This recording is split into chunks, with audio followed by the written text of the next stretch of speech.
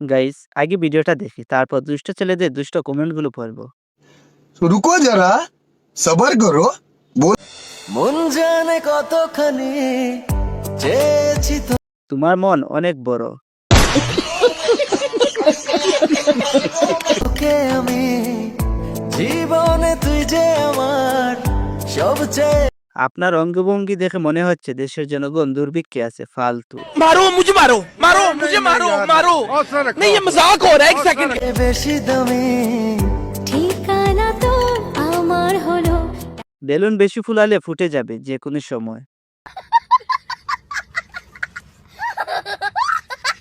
বুঝলাম না, এটা কোন পাহাড়? জানি না। বিষয়টা একটু ব্যাখ্যা করবেন। বেলুন দুইটা সেই